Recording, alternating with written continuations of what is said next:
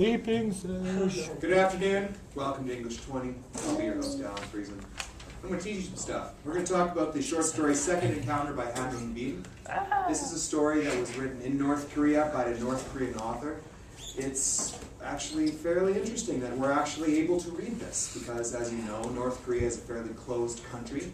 And the fact that it is so closed means that we aren't able to access a lot of cultural artifacts from the country.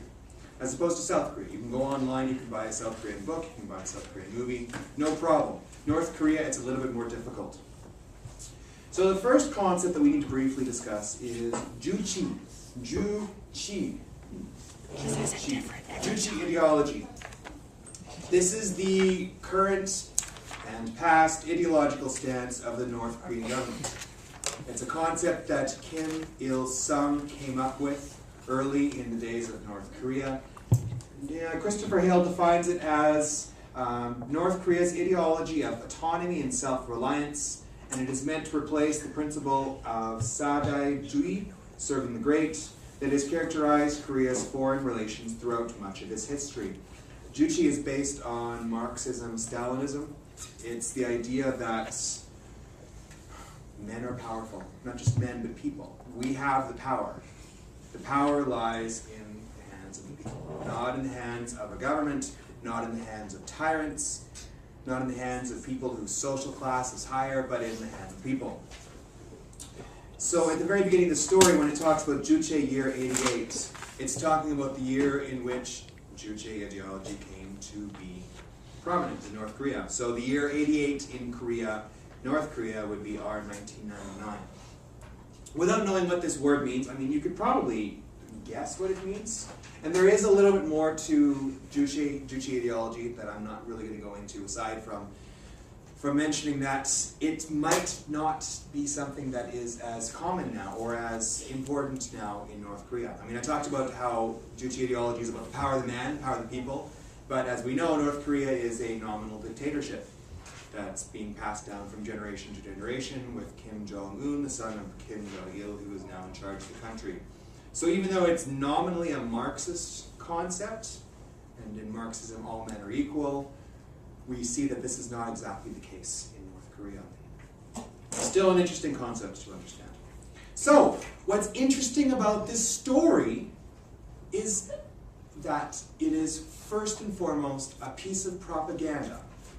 We know that this is a piece of propaganda because we have it sitting in front of us. North Korea is an extremely closed country. A short story like this probably would not have gotten out of the country unless the government censors had approved it.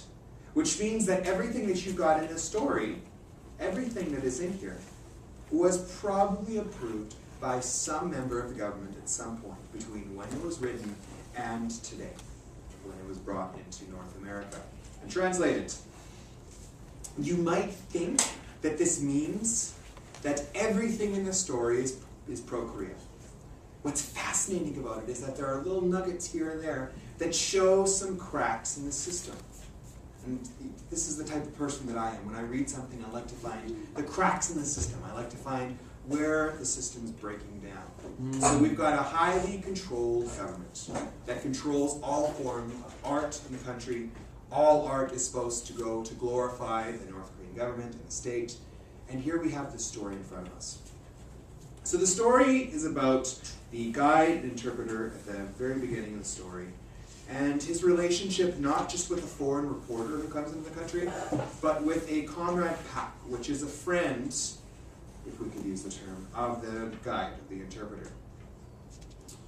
So let's talk first of all about the relationship between the main character, the guide, and the journalist. So our main character, our protagonist, is assigned to a foreign reporter. Now, our guide speaks English. The foreign reporter, we're assuming, speaks English. They are communicating. And this reporter is portrayed as somebody who's crafty, as somebody who is also trying to find the cracks in the system. You, as students, or as people watching this, you could go to North Korea. You could book a flight there, indirectly go through China. You could get an official tour guide through the government. You could go on a guided tour of Pyongyang and a few other places around North Korea. you could do this. It's expensive. It's probably a little bit more risky than going to someplace like North or South Korea, but it's entirely possible. And if you were to go there, you would be assigned a guide like this. Now, the guide is also an agent of the government. I'm not saying a secret agent, but somebody who's working on the government's behalf. And this agent would control what you're trying to do. So if you were to take pictures of something that the government wouldn't necessarily want people outside of the government or outside of the country to see, he would stop you from doing that. He might confiscate your camera. This is the role of a guide and an interpreter. It's not just somebody who's showing people around, but it's somebody who's protecting the image of North Korea in front of the world. Now, the journalist that's come into the country, he's trying to get past this. He's trying to get past his handler, his interpreter, and he's trying to find out the truth of what's going on in North Korea. There's an early instance where, this is on page 42 of our booklet, but several of our own countrymen were completely unaware of their idiosyncrasies. Such was the man who met us in front of the drink stand. He was in his mid-30s, and his high forehead gave him an intelligent look. His gaze was sharp, and the sun reflecting on his completely unwrinkled brow sparkled as much as his eyes. The sort of face people mean when they use the phrase, brains are mirrored on the brow. "Excuse me, I'm sorry, but why are you standing here?" I asked.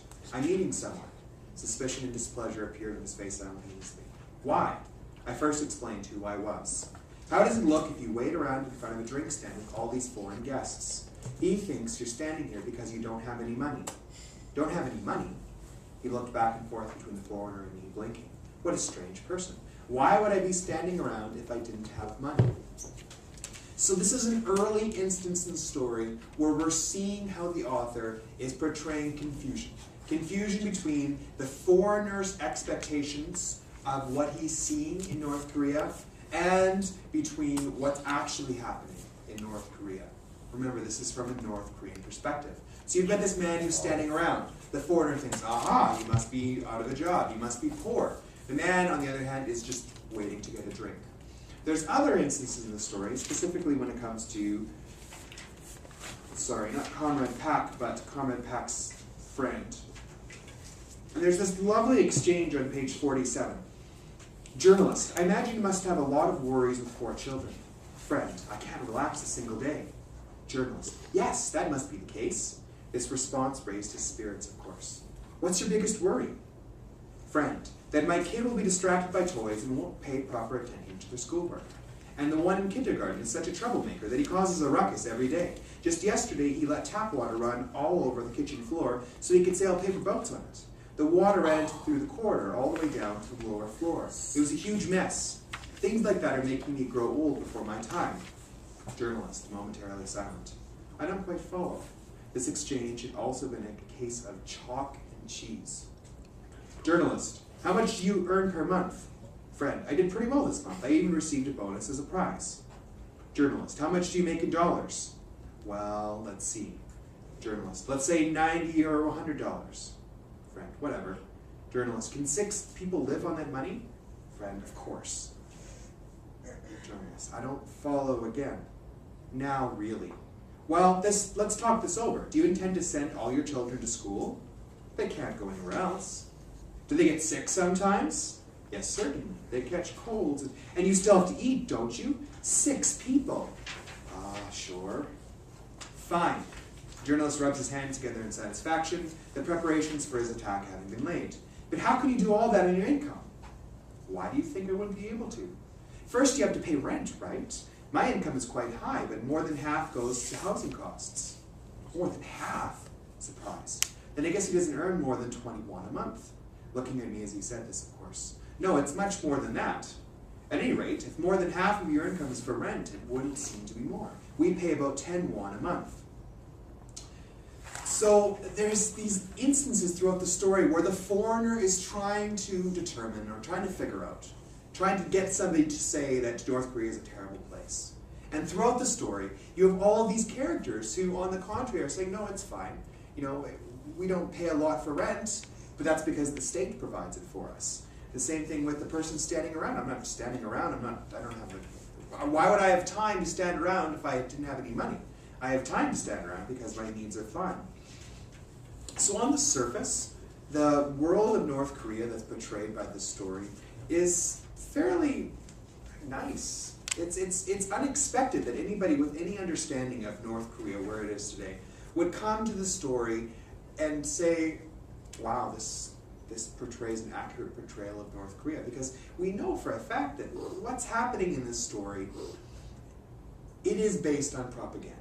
And we know that this is a propaganda piece. The very end of the story, we have the journalist who's writing in his article, or who's writing an article about North Korea. I used to think that people everywhere throughout the modern world lived without a future, that nothing existed but desperation and anxiety. But today I've discovered a land where people live with boundless hope for the future. North Korea, which I am revisiting after 10 years. 10 years ago in this land, the ornamental lamps on the roads were enchanting and glimmering. The dazzling streetlights were like the pattern of a night butterfly's wings. At that time, I did not believe that the people of this land lived in ignorance of anxiety. Nevertheless, 10 years have passed, and having traveled through several nations in Eastern Europe, I have come to realize as I walk through the roads of this land that, although few decorations are illuminated and the streetlights are dim today, this indeed is a nation that knows neither desperation nor anxiety, a land filled with confidence in the future. So at the very end of the story, we have the North Korean writer creating this article by a foreign journalist saying, wow, everything is great in North Korea today. This is propaganda. This is obviously propaganda because we are reading it. In a country like North Korea, there would be no published short stories or essays that expressed any sort of dissent. If you wanted to publish something, it's got to be pro-government. So the fact that it is pro-government should indicate to us that this story is moving along party lines. But I mean, you're thinking to yourself, well, what if North Korea really is a great place? What if how it's being portrayed in the story is accurate? But we know from stories from people who've escaped from North Korea, people who are Chinese who have gone into the country, they have taken footage. We know the truth, that right now in Korea, there are a lot of people who are starving because they don't have enough food. It's not that they don't have enough money, it's that they don't have enough food, period. And most of the food that's getting shipped into the country is going toward the army, and it's going to governments, the government officials. This is the way it works. We know that people who do criticize the government are sent to camps that are very much like the concentration camps that the Nazis used in World War II. This is not a fact under dispute by anybody else in the world, aside from North Korea, who argue that this is not the case.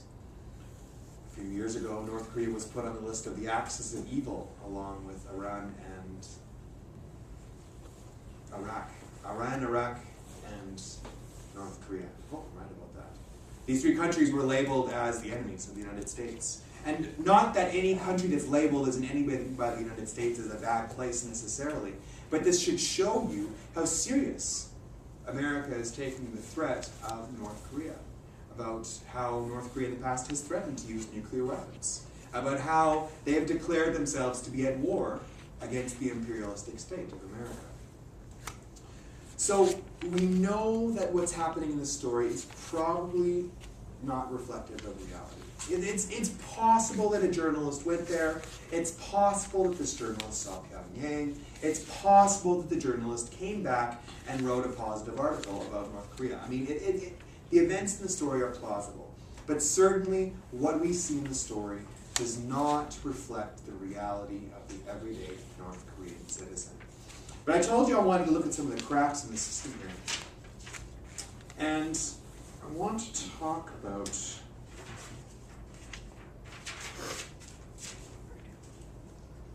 on page 53, I want to talk about the vaccination issue. So, knock, knock, knock. The sound of someone at our door interrupted my thoughts. It was the leader of our neighborhood unit. Please go to the clinic for a vaccination. A vaccination? My daughter, who had been watching television, grumbled worriedly, and my wife came in from the kitchen and immediately started to scold her. You have to change your clothes as soon as you get home from school. What are you doing? My daughter reluctantly got up, pouting. That's all you ever say. Every evening, almost without fail, this mother-daughter bickering repeated. My daughter liked the school uniform she had been issued this time and was loath to take it off. Well, my wife would say, with life so hard these days, how can you? Things could hardly be different, given this uniform that led to tears. With life so hard these days. It's interesting that you've got the wife who's saying this, but on the other hand, you've got the main character who's portraying life in Korea as, yeah, we don't have as much electricity, life is a little bit dimmer, but as it says in the very end, this is a nation that knows neither desperation nor anxiety, a land filled with confidence in the future. It doesn't sound like the mother is very confident if she's saying that life is so hard these days. I mean, they've got a television in their apartment, and she's got a school uniform, so she goes to a school, and this is in Pyongyang, which means that this family, this guy and his family, are fairly well off. And you've got the mother of this well-off family saying that life is hard. Now, if this happened within the borders of North Korea, okay, no problem. It's not like the mother is criticizing the government. She's just saying that life is hard. Fair enough. But you need to understand that this story made it out. The government implicitly or explicitly gave permission for the story to be exported out of Korea. And as a result, they approve of the content. So what does that mean? Do they approve the idea that life is so hard in Korea, or is this something that slipped by the censors? This is a question that, as far as we know, will never be answered, unless North Korea opens up, and unless we are able to talk to the original author of the story. We're not going to know whether he was trying to criticize the government, or whether this was part of a more realistic form of fiction that he wanted to write. Now, in the USSR and in other countries around the world, writers have used stories in order to criticize the government, specifically science fiction in Soviet Russia. There were various authors that did criticize the government, but they put it in a futuristic world. So it didn't appear as if they were criticizing the government, but at the same time, somebody outside the country, or somebody who was intelligent, could draw the parallels between what was happening in this futuristic world and what was happening in reality. This isn't the case here. We don't have a case of science fiction writing being published and sent outside the country, which is another reason why this is so interesting, because it's realist fiction. It's portrayed in the present, and it's got a character who is not portrayed as a bad person, not portrayed as a lazy Korean or somebody that would be unrepresentative of the people. This is a mother. This is a normal mother. Is criticizing the current state of affairs in Korea. This is just one little line, one little thread that I've pulled out. But this one line turns the story from a pure propaganda piece that otherwise might not be worth examining into something that is worth looking at. Because now we get to speculate whether or not this was actually a propaganda piece, or if this was intended, as I said earlier, of a criticism of the government. So that's all we've got to say, really, about Second Encounter. Hope you learned something. That's it.